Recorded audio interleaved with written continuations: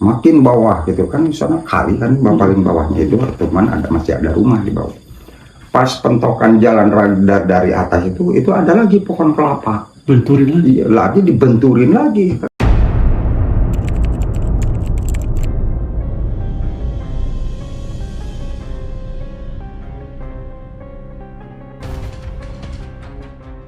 Pohon kelapa. Berarti udah darah-darah semua tuh kepalanya?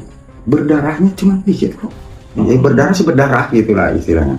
Nah udah itu lari benturin, nah dia nggak jatuh, balik lagi di sebelahnya ada tiang listrik lagi, membenturkan lagi kepala di tiang listrik, beledu gitu udah. Nah setelah membandingkan kepala lagi yang terakhir di tiang listrik terakhir, dia itu di pas rumah yang satu itu yang terakhir ada lagi ember, itu dia, iya ember tandang air gitulah, tandang air seperti di suakan gini di ember kayak gini, dia langsung masukin lagi diri. Itu udah saya tangkap itu lagi licin gitu, karena ya istilah licinnya udah basah sama keringat sama air ya, sama itu kan licin gitu istilah. Lepas lagi dia lari ke bawahnya, pas di bawah di kebun, di situ saya tangkap gitu. Nah, udah dibawa ke atas, udah saya cuma dibawa ke atas, dari atas dia ada perlawanan di situ. Jadi mau dibawa ke rumahnya, pasti masih di kebun, dia di jalan ngambil apa tuh kayu itu istilah mau mukul gitu, terpaksa saya lepasin lagi. Nah setelah yang lari kedua ke bawah, baru datang si Jojo bantuin nolong gitu. Baru banyak warga tuh Pak? Iya, enggak, warga nggak banyak. Itu soalnya pada nggak tahu semuanya, cuman yang ada di situ saya, Kang Jaja, Jojo, terus saya yang punya rumah Ihin. Nah setelah itu ya saudaranya, setelah bisa dilumpuhkan lagi dibawa ke atas, sedangkan saudaranya si Tony langsung diomongin. Nah di situ dia minta tolong lagi gitu istilahnya. Sanggup nggak kamu nolong saya, minta 50 juta. Sanggup, ya udah saya tolongin besok deh. Pentingnya kamu pulang sekarang sadar. Itu menyadarkan dia sangat supaya dia bisa balik lagi ke rumah gitu. Tapi di situ lama kan dia itu ya segala macem lah di situ. Yang akhirnya bisa dilumpuhkan. Sadar dianya bisa? Ya bukan, ya hampir gitu, hampir sadar. Udah gitu bisa diatasin. Dia digotong pakai kain saya gitu istilahnya, di ini sama berlima gitu, dia digotong ke bawah nyampe ke rumah. Nah udah nyampe rumah ditidurin, dibersihin gitu. Dia mau dibersihin badan itu menolak sama istri, nggak mau, jangan. Saya bilang jangan dibersihin. Sama orang siapapun nggak mau, darah udah berceceran kemana-mana gitu, nggak mau dibersihin. Ya terpaksa saya, udah deh sama saya bersihin, kamu diam ya, sadar kamu sadar. Saya akan bersihin darah kamu nih, biar kamu ini lihat badan kamu kotor semua segala macam. Ya sudah itu saya lapin kepalanya, badannya ya, apa tuh tubuhnya seluruhnya, tangannya apa dilapin pakai kayak hangat. Badannya udah dibuka bajunya, dan terus karena nggak mau terpaksa kaos itunya saya gunting, dibuka, dilepasin ya langsung bersih ya. Nah setelah itu langsung disadarin, diganti pakaiannya dan dibawa ke klinik gitu, karena di sini ada luka jahitan gitu aja, luka di kepala ya dijahit di klinik. Nah berapa lama dibawa pulang sini, balik lagi. Itu awalnya gitu. Dan itu kejadian itu mendadak aja begitu? Mendadak, itu mendadak, nggak, pokoknya nggak ada gejala dari awalnya. Dia periang gitu, biasa canda tawa sama tetangga, aktivitas sama tetangga baik-baik, nggak ada istilah pergaulan apa sama gotong royong segala macam, berjemaah ke masjid biasa gitu. Kalau keseharian dia sebelum kejadian itu apa Pak pekerjaannya? Pekerjaannya dia bandar kambing, jual beli kambing, jual beli kambing gitu. Tapi kalau mengenai yang saya baca di beberapa media sosial itu ada yang menyebutkan bahwa anaknya ini terlilit apa namanya, main game online ya Pak? Enggak juga, itu hoax ya? Hoax itu berarti ya? Iya. Oke. Masa hutan sama itu semuanya hoax, itu nggak ada. Karena kita juga belum tahu dia kenapa gitu. Iya, semuanya itu kaget di sini, masyarakat kaget gitu.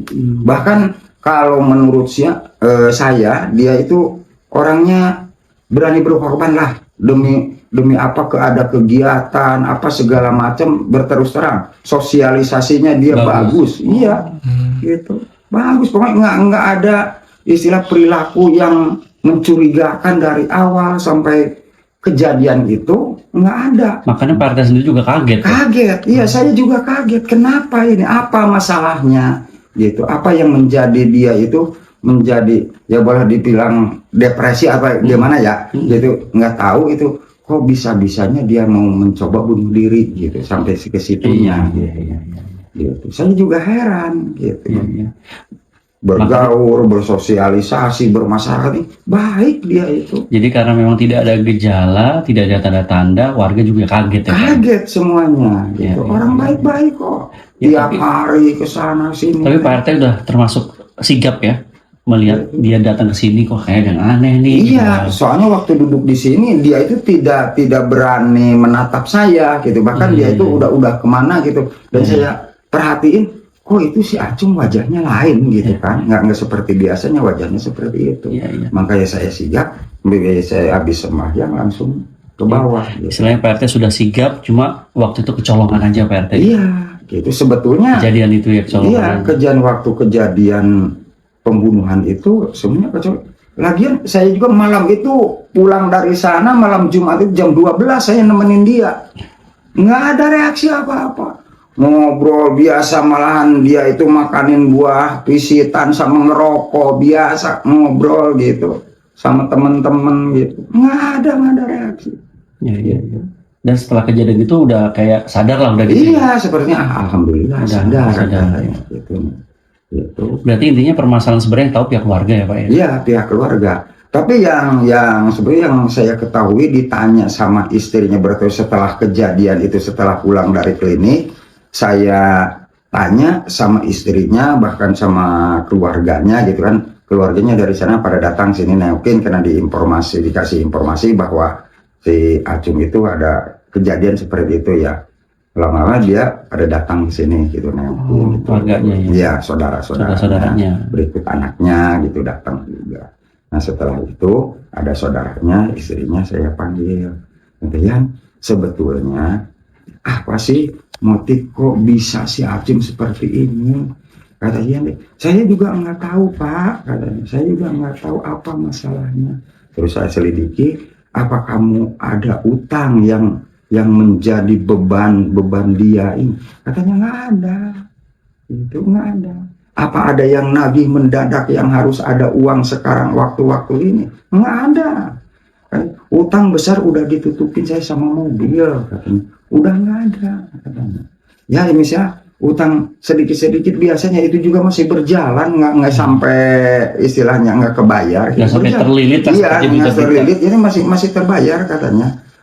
Gitu. Masih berjalan katanya gitu. Ya udah gitu nih. Ya, apalagi saya tanya apa ada masalah? Nggak ada, saya setahu saya nggak ada. Soalnya masalah utang piutang, masalah apa saya yang nangani, saya yang mengetahui. Istrinya. Iya, itu. Bahkan utang-utangan dari buku istrinya ada semuanya. Gitu. Istrinya yang mengetahui. Iya, istrinya yang mengetahui. Itu nggak ada katanya. Itu ya udah kalau masalah begitu. Nah di situ saya juga bingung, bahkan saya tanya itu istilahnya sama saudaranya, bilang gini, Kak tolonglah kalau memang sekarang ada masalah utang piutang atau mendadak emang dia udah nggak bisa melanggar, tolonglah sama siapa lagi kecuali sama saudara gitu ya, tolong tutupin dulu utangnya biar nyelamatin jiwanya dulu lah. Nah masalah sekarang nanti bayarnya kita bicarakan nanti itu di belakang setelah kalau memang ada, saya bilang gitu kan sama. Iya siapa, pokoknya asal dikasih tahu pada siapa orangnya itu yang punya utang, saya langsung bayarin, mau dibayar sama saya. Jadi yang penting jiwanya si Tarsum terselamatkan dulu gitu. Nah, setelah itu ya udah dia ditenang di rumah, ini udah suruh tidur. Soalnya saya udah malam waktu itu, saya nggak nginep di bawah gitu. Soalnya dari habis kerja ya, sore itu belum makan saya, biasa makan udah itu habis kerja ya apa itu santai saja gitu ya. jam berapa aja kita mau makannya gitu, nyantai habis maghrib langsung ke bawah. Kalau saya udah merasa lapar gitu, saya nggak nemenin di sini, saya mau pulang, saya belum makan. Dan itu semua udah aman lah, Ya udah aman. Dan gitu, tiba-tiba udah hari aman. Jumat itu kejadian itu, Pak. Iya, Jumat itu ya. Kesini gitu bawa. Enggak, di sana sih di jalan enggak ditawar-tawarin keliling, Enggak begitu ya ceritanya. enggak kejadian enggak sulit. Enggak seperti itu ditawar-tawarin, yang ditawarin cuma saya doang kok di sana. Oh di jalan? Iya tempat di yang- jalan, itu di jalan di sini. Gitu. Ngomong gitu bisa PRT atau manggil Iya, nama? Pak, Oh, tolong yang dekat beli. pos ini, Pak. Di sana. Oh, di pos ini yang kesananya. dibawa ke sini cuman kaki sama tangan doang. Yang di pos. Pas di pos ini. Di pos itu. Iya, cuman kaki sama tangan doang. Terus yang dekat rumah warga itu kan ada lagi, Pak ya? Nah itu yang pertamanya itu di pas tanjakan. Memang kronologis pembunuhan awalnya saya nggak ngelihat, soalnya semua tetangga berikut saya juga udah beraktivitas di kerjaan masing-masing gitu. Yang satu udah berangkat ke pengajian gitu, yang satu memang udah berangkat, itu kan biasa hari Jumat ada pengajian di DKM gitu, di lingkungan di sana udah berangkat. Yang sebelahnya tetangga istrinya udah nganterin anaknya ke Cisaga. Ya terus suaminya udah berangkat kerja di Ciamis. Jadi nggak ada yang tahu gitu, nggak ada yang tahu motifnya. Kecolongan lah itu. Iya, iya, warga kecolongan. juga. Sebenarnya Iya. warga juga udah perhatian, Iya, udah membantu bagaimana, Pak, Iya, tapi kecolongan gitu. lagi ya. Gitu kecolongan. Jadi soalnya waktu malam juga nggak curiga, nggak ada reaksi istilahnya mau bagaimana, nggak ada. Tapi menurut saya juga PRT udah melakukan tugasnya dengan baik lah, sudah menitipkan ke keluarga sebelumnya, Pak ya. Iya. Itu udah kecolongan bener-bener ya. Saya juga kaget. Pas saya mau kerja belum juga nyampe di tempat, pas di lapang itu nyamper temen, ada informasi, ada yang nyusul bahwa si Acung terjadi lagi.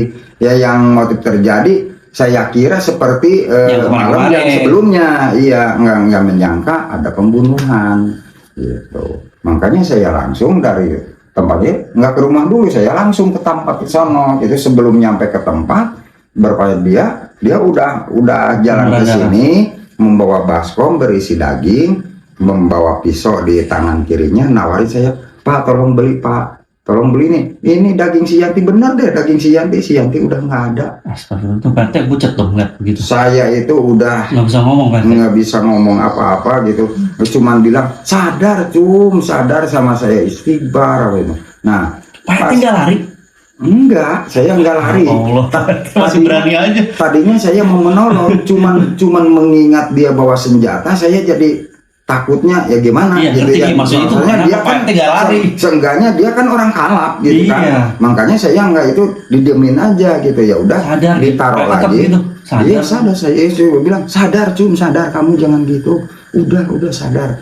Nah udah itu dia naruh baskom di jalan. Dia pergi lagi ke sana. Ke rumahnya. Iya balik lagi ke tempat TKP awal.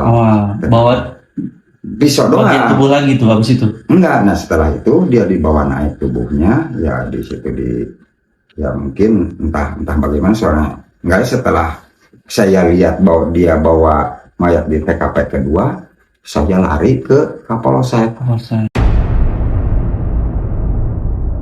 Di situ. Setelah di situ balik lagi dia bawa karung, dimasukin karung, balik lagi karung di sana, semuanya dikumpulin sama dia. Udah dikumpulin pas badannya itu di pas yang kejadian badan. Iya gitu ya. Jadi cuma dibawa keliling-keliling dong. Iya, cuma lagi.